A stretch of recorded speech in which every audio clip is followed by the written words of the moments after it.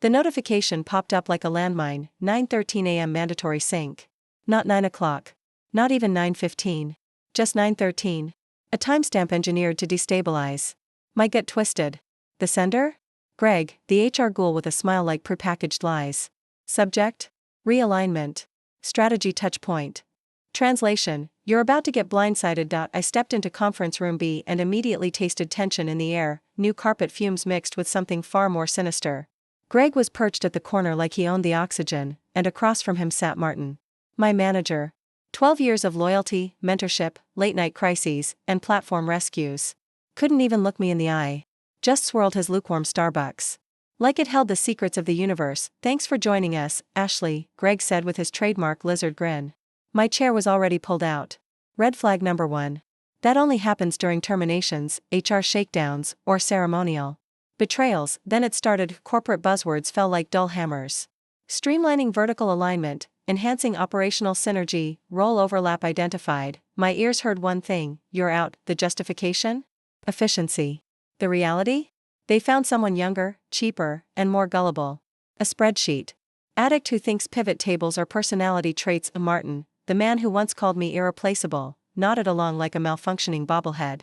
I stared, searching for remorse, defense, anything. All I got was silence. Greg slid a folder across the table like he was dealing out pity at a blackjack table. Your separation packet, he said, as if handing me a souvenir from a theme park called Corporate Betrayal. Inside, a thin severance proposal, some Cobra pamphlet trash, and a branded pen that clicked louder than justice. I inhaled, lips parting just slightly to demand answers. Martin stood abruptly, like the meeting had ended 10 minutes ago. Greg will walk you out. That was it. No handshake. No gratitude. Just an exit escort like I'd stolen company secrets and stashed them in my bra. Greg followed me back to my desk like a mall cop. I swept my belongings into a box: dog photo, chipped coffee mug from our 2014 retreat, framed peer recognition award for unsung hero, and the cactus Greg tried to claim was technically company property. I took it anyway. Filed a complaint. Greg.as I walked past the very walls I'd built this house upon. Products launched, crises averted, mentorships cultivated. I felt something collapse inside. They didn't just cut me loose. They deleted me. Back in my apartment, I collapsed onto the floor.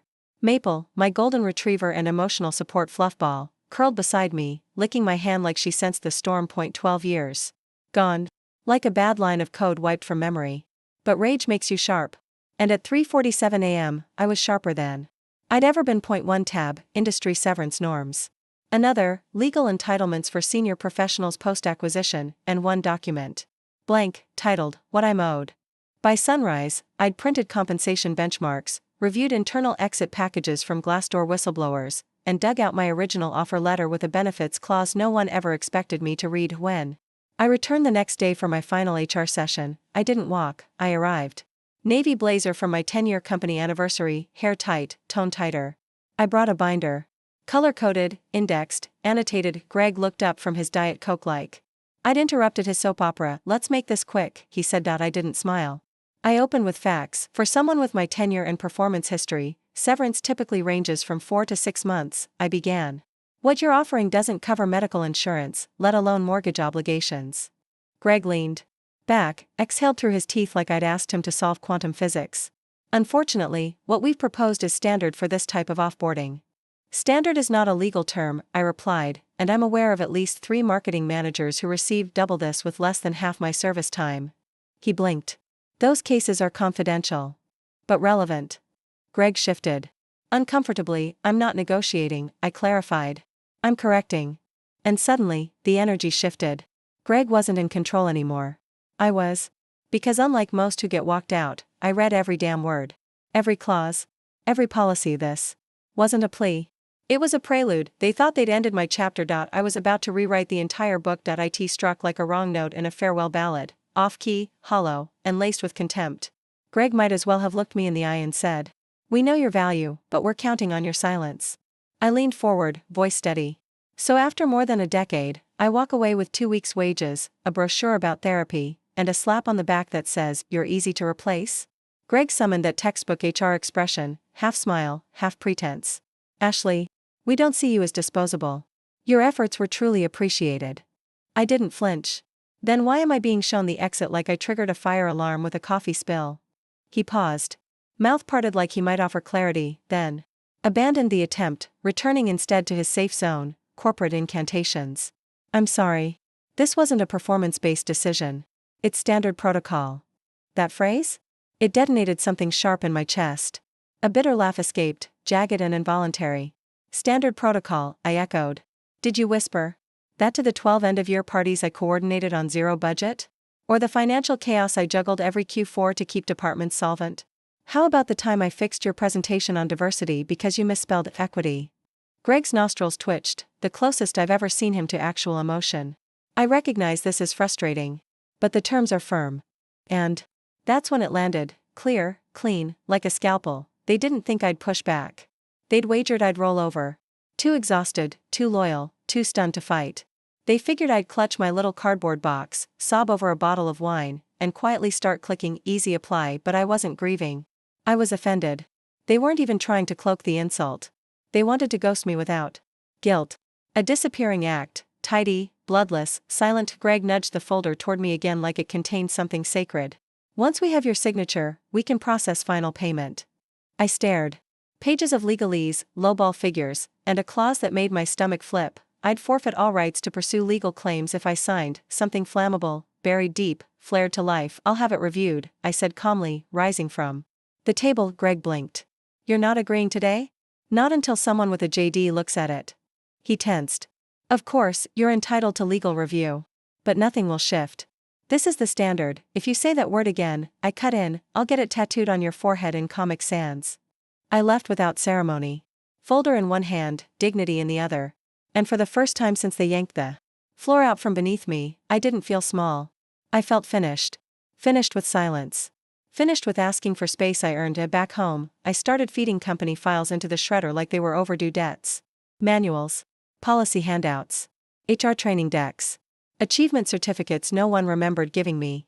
All pulverized in a hurricane of paper dust and catharsis. Halfway through a packet of performance milestones signed by people who never learned to spell my name, I opened another bottle of Merlot and gave myself permission to unravel. My living room resembled the love child of a forensic audit and a tornado. Maple, my dog, perched on the couch, eyes filled with more sympathy than Greg's entire department. I raised my glass toward her solemn gaze. To 12 years of loyalty and 2 weeks of hush money. Cheers, capitalism. The shredder finally jammed on a pile of quarterly goal sheets, because of course it did. I took the mechanical protest as a cosmic cue to sit. My joints ached. My soul throbbed. I thought I'd given it everything. Maybe I had. But in the mess of documents and tears, something unexpected surfaced. A relic. My original job offer, February 6, 2012. Edges yellowed. Print faded. The scent of old ink and false promises still clinging to the pages. I'd signed it the day after. Quitting a tech startup where health benefits meant free coffee and the founder's Netflix password. This had felt like stability. Like the real thing. I skimmed through the contract, base salary, PTO policy, ergonomic assessments that never materialized, and there it was. Buried in a section I'd skipped a decade ago, somewhere between arbitration clauses and confidentiality garbage. All unvested shares under the Employee Equity Incentive Plan shall become fully vested upon termination by the company without cause. I froze, then read it again. Fully vested. No fine print. No conditional review, just mine, every share from the original grant. Every refresh they doled out as performance tokens, as carrots they assumed would expire before I could chew. Greg's exact phrasing haunted me. This isn't about performance. It's not personal. Translation: they didn't terminate for cause, meaning, legally, those shares were activated, and they had no clue. Hope isn't always sweet. Sometimes it arrives like a thunderclap, sharp, blinding, impossible to ignore. I clutched that contract like it was gospel. A crack of light had pierced the fog, and this time, I wasn't squinting. Snapping pictures wasn't enough. I recorded a video. I emailed it to myself. Twice. Printed a hard copy and stuffed it in my freezer. I didn't trust the universe not to pull a prank. I didn't know the full count of those shares. I wasn't sure of their worth post-acquisition. But I knew this: the smug little folder Greg handed me had just detonated a legal grenade, and they had no clue it was ticking. I fired up Google. Equity clause employment lawyer got me lost in a forest of polished bios and overpriced promises. Until I stumbled on a name in a corner of the internet that looked untouched by marketing: Brenda Choi, employment law, equity disputes, boutique practice. 5-star reviews. One glowing comment: she made my former employer wish they'd never met me. That sealed it, sleep didn't come. But this time, it wasn't dread. It was adrenaline. I wasn't unraveling.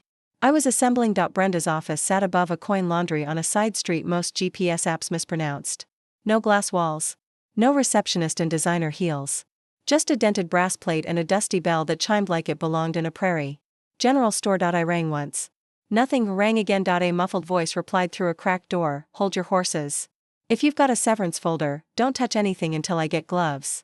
That was the moment I knew. I wasn't just fighting back. I was about to go nuclear. The voice called out before I even reached the desk, if you're not selling toner or Girl Scout cookies, come in. I nudged the door open and immediately stumbled over a precariously stacked box labeled Deposition Transcripts, 2016. The place reeked of dark roast and burnt plastic from an overworked printer. A desk fan oscillated sluggishly over a leaning tower of crumpled post-its and legal pads, brushing papers like it was clinging to life. Behind the organized chaos sat a woman in a wrinkled flannel and scuffed Converse. She glanced up from a battered tablet, one eyebrow raised like it was interrogating the screen. Brenda Choi was not what I'd envisioned in my late-night panic scrolls. She wasn't polished. She didn't radiate Harvard prestige or boutique professionalism. She looked like the kind of person who could bluff through a poker game and still draft a flawless deposition by sunrise. You're Ashley, she said without moving from her seat. Jamie told me they tried to screw you. Grab a chair. Spill. The damage. My confidence, last night's wine-fueled, fury-driven momentum, sputtered. What if I had misread the clause? What if I had overreacted? But then she clicked her pen, leaned back like she had all day, and said, clock's ticking. I don't do therapy. I do litigation. So I told her everything. From Greg's pre-chewed HR phrases to the insult disguised as a severance. I handed her the printed contract, open to the section I'd highlighted with the desperation of someone holding a lottery ticket they weren't sure was real. Page 6, I said. Bottom paragraph. Brenda scanned the text, her face unreadable. Then she lowered the sheet slowly and leaned back with the kind of grin that could power a city. It wasn't just satisfaction. It was anticipation. Tell me they forgot to include this clause in your separation packet. I nodded. Didn't mention shares at all. Her smile grew sharp. Oh, sweetheart. They're about to wish they had. In that moment, something shifted. I hadn't just hired a legal expert. I'd found my weapon. Brenda didn't deal in compromise. She came to win. They'll probably say it doesn't count anymore, I offered, trying to match her cool but failing. She snorted. They can claim I'm an astronaut. Doesn't mean the judge buys it. This clause is specific, binding, and enforceable. You were let go without misconduct. That unlocks the vault. My exhale was shaky, the kind that carries weeks of silent anxiety. What we do next depends on what you want, she said, tapping her pen. Payout, or payback? Why not both? Her smirk curled wider. That's the spirit. Brenda scribbled into a yellow notepad, muttering legalese like spells. We're not just demanding equity. We're highlighting negligence. They handed you a severance packet that deliberately omitted a binding agreement. That smells like malpractice. With a side of arrogance. Do you think they'll panic? Oh, honey, she said without looking up. Greg's going to sweat through his pressed dockers. And just like that, the version of me that had walked in, unsure, angry, discarded, was replaced by someone brand new. A woman with receipts, leverage, and backup. I want them to remember my name, I whispered. They will, she replied, the moment they realize they didn't fire an employee. They accidentally minted a shareholder with a vendetta. The next few days crawled like the DMV line during a power outage. Brenda warned me early, no updates until the draft was final. Don't hover, she said. Let the beast cook. Easy. For her. She thrived on the hunt. Meanwhile, I paced my studio apartment like a hostage negotiator, rehearsing comebacks to imaginary scenarios. By Monday morning, I was checking my inbox every 5 minutes. By noon, I was Googling stock price trends and mentally spending imaginary dollars. By 2, I was reading user forums asking, can an employer revoke equity clauses post-termination, and falling into threads that might as well have been written in ancient Sanskrit. I cracked. I called her. You've been reading message boards, haven't you? I just wanted to make sure. There's no loophole, Brenda said firmly. They slipped. You're covered. Let me do my job. But what if, the only way you lose this is if you stop trusting me? She snapped her gum, loud enough to jolt me. Do I sound unsure to you? She didn't. She sounded like she'd once dismantled a Fortune 500 and billed hourly for the pleasure. I hung up, feeling slightly steadier. Not confident, but calm enough to close Reddit and stop stalking Greg's LinkedIn for any sign of sweat. Brenda wasn't drafting a complaint. She was composing an experience. Her letter would arrive like a Trojan horse, professionally polite but legally explosive. We're not appealing, she'd told me. We're instructing. They broke their own rules. We're just letting them know exactly how. Her strategy was surgical. She'd quote the clause verbatim. Then she'd reference Greg's robotic use of standard policy. And finally, she'd drop the hammer: deliberate omission of vested benefits equals breach of trust. Not just shady, potentially actionable. I didn't feel like a plaintiff. I felt like someone in a heist film, watching the vault door slowly creak open. By Wednesday, my patience wore thin again. I shot Brenda a one-liner text me, what if they ignore it? Brenda, then I subpoena Greg and make him define standard policy under oath. God, I love this woman. And on Thursday, I drove past the office. Once, okay, 3 times. I parked directly across from the sleek facade I'd once entered with ambition and loyalty. Now, I stared through its reflective glass like it was a stranger's face. Inside, someone was receiving catered sandwiches and overpriced cupcakes. Promotions, probably. Maybe Greg figured out how to attach a file without crashing Outlook. I observed the entrance, a place that used to trigger anxiety. This time, I felt nothing. No attachment. No pain. Just strategy. That glass tower no longer held power over me. But it still held something I could claim: compensation. And I intended to extract every dollar. That evening, my phone rang. Brenda. Didn't say hello. Just 2 syllables. It's done. My chest tightened. I'll fire it off at exactly 9 tomorrow. No delays. I swallowed. Are you absolutely sure it's airtight? She cut me off mid-sentence. Cited precedent from 2015. Same stunt. Company ended up footing triple damages after arbitration. This isn't just a claim, Ashley. It's a declaration. We're not requesting. We're revealing. And we're damn good at it. I hung up and stared at the ceiling like it held answers. Sleep avoided me. When sunrise painted the sky, I felt it. A shift. Not desperation. Not hope. Certainty. 9:01 a.m. sharp, her message launched. Not a single wasted word. No exclamation points, no pleasantries. Just the subject line: regarding equity clause and termination, Ashley Moore. Clean. Sharp. Deliberate. A line meant to make any legal assistant drop their latte mid-sip. I sat on my couch gripping a mug of lukewarm coffee, pretending to sip. The numbers flipped. 9:01, Brenda had warned me she wouldn't follow up instantly. Radio silence is part of the strategy, she'd said. They need to panic. Let the anxiety stew. Information blackout makes them sweat. Panic? I was feeling it. By 9:07, I'd refreshed Gmail so many times I convinced myself the router had disconnected. At 9:12, I toggled through phone settings like maybe push notifications had committed mutiny. By mid-morning, I was pacing in circles.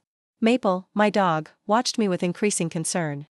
I tore into a cold Pop-Tart, tried reading, but every sentence turned into gibberish. The letter had landed, and now it was detonating in silence. At 3:42 p.m., my phone buzzed. A text from Kelsey, our former internal communications lead. Quiet. Brilliant. We hadn't spoken since they escorted me out. The message? Just 3 letters. OMG.no follow-up. No explanation. Just that. My hands trembled. I stared at the screen. So long it dimmed. Then came the next text. You didn't hear it from me, but something's happening. A breath caught in my throat. Behind that polished entrance, alarm bells were ringing. Meetings were being scheduled. Documents were being reread. Probably someone yelling, "Who the hell let this through?" The grenade had landed. I didn't know if they'd fold or fight. But I knew this much: I wasn't cornered anymore. The next morning at 7:14 a.m., my phone lit up. Caller ID, Martin. My old manager. A relic of corporate inertia. The man who once joked about emotional female energy during a budget call. I nearly let it ring out. But curiosity won. Hello? He skipped greetings.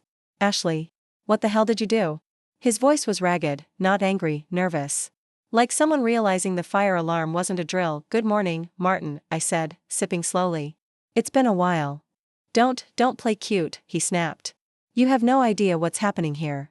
Oh, I had some ideas. That letter, he said, it's bouncing around exec Slack like wildfire. Legals and meltdown. I got dragged into a 6 a.m. call with the CFO, counsel, and Greg, who looked like he'd aged 5 years overnight. I smiled into my coffee. Greg working before 9? Miracles do happen. Martin wasn't laughing.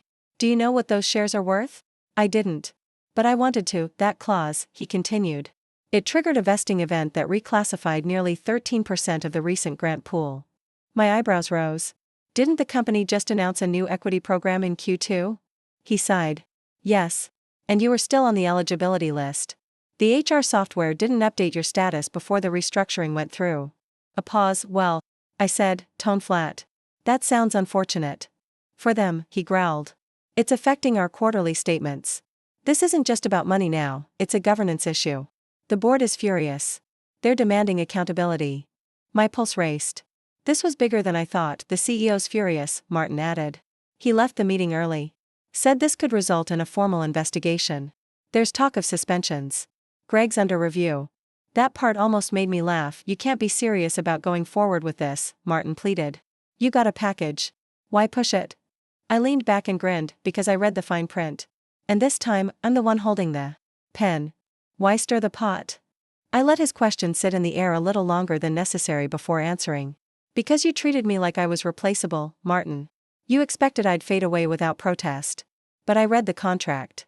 He didn't reply. Didn't have to. His silence was confession. You didn't just let me go, I continued. You turned me into a stakeholder with leverage you forgot I had. Now, I'm an obstacle. A substantial one.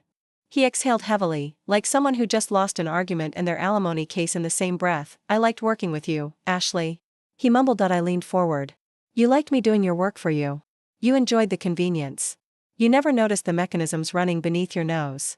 I paused, then delivered the punch. The thing about overlooked mechanisms, Martin? They still operate. Even when you're too lazy to acknowledge them. I ended the call without waiting for a response. The phone dropped onto the cushion beside me like it was carrying residual static. My heartbeat slowed. My mind was crystalline. That high-rise wasn't indestructible. It was porous. All I'd done was read the fine print they'd assumed I'd. Ignore. The email arrived less than an hour later, dressed in corporate theater. Subject line, request for clarification, equity language from executive ops. No Zendaname. Just a hollow department and faux politeness. It reeked of thinly veiled panic masquerading as professional concern. Brenda read it once. Then again, this time in a sing-song tone like she was narrating a children's story during a lockdown drill. They wanted discussion, she scoffed, slamming her laptop shut. They're scrambling to contain a fire they lit themselves. We scheduled the meeting for Friday morning. Same floor. Same conference space where they'd blindsided me. Only now, the energy had changed. No cardboard box in my arms. No HR rep hovering by the elevator. This time, I was invited. Expected. Brenda walked ahead, composed and commanding. Her blazer whispered wealth and intent. I wore structured black, defiant but not funereal. We weren't here to mourn. We were here to collect. Inside, the room was full. 8 total, 6 seated. 2 flanking the perimeter with laptops open and eyebrows tense. Legal had arrived in formation. At the center sat Dan Fork, CEO, tanned, taut, with the forced expression of a man trying to appear empathetic while plotting his escape route. Greg sat 3 seats down, looking like a peeled potato, pale, clammy, out of depth. Dan stood. Ashley, thank you for joining us. We're grateful to have this chance to speak. Brenda dropped her binder onto the table with the gravity of a courtroom gavel. Let's start by reviewing the so-called standard policy your team keeps referencing as though it nullifies contractual law. The room stiffened. She tapped her laptop. The screen behind us flickered to life.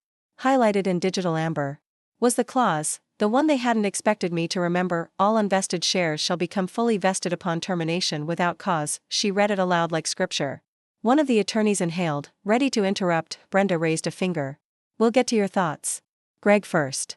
He froze like prey caught in headlights. I didn't realize it was in the original file, he stammered. It's not listed in the severance doc. Brenda clicked her pen with purpose. Yet, it appears in her signed agreement, which supersedes your internal documents. Unless, of course, your interpretation of a good faith includes conveniently omitting core compensation terms. A murmur rolled through the room. One assistant coughed into their sleeve. Dan leaned forward. Let's not nitpick language. He offered, palms out. We're here to resolve this. Brenda's smile was razor thin. Then let's begin with the obvious. These shares vested the moment Miss Moore was dismissed. Another lawyer spoke up. Perhaps we could consider an alternative. A repurchase agreement? No, I said clearly. Head swiveled toward me. It was the first time I'd spoken. My voice held. I'm not interested in selling. I'm not stepping back. I'm here to remind you, your oversight doesn't erase my rights. You didn't just mishandle my exit. You ignored my existence. That ends now. Brenda nodded, visibly proud. Dan sighed, massaging his forehead. Ashley, we're trying to be reasonable. Reasonable? Brenda echoed. Let's talk about reasonable. Like honoring employment terms. Or reviewing contracts before firing people. Or maybe, just maybe, not letting Greg handle anything more complicated than lunch orders. Greg flinched. A few eyes darted down, the meeting dragged another 40 minutes. Legal danced around definitions. Brenda punched holes in every argument. And I watched, calm, composed, as the balance shifted. Slowly, but definitively, they were losing, and we hadn't even discussed compensation. It was never framed as a standoff. The invite said open dialogue. What they meant was, how little can we offer before this gets dangerous? By the third attempt to negotiate on spirit, Brenda broke composure. She laughed. Did you just say spirit of the agreement? She asked, wiping her eye. I hate to break it to you, but judicial bodies don't award based on good intentions. They enforce contracts. This one is airtight. She turned her screen again. There it was. Printed. Highlighted. Tabbed. Monumental. I didn't need to say more. The message was already clear. We weren't negotiating. We were collecting. This isn't vague. This isn't up for interpretation. It's binding. Brenda's voice was firm, emotionless. This document carries your executive's initials.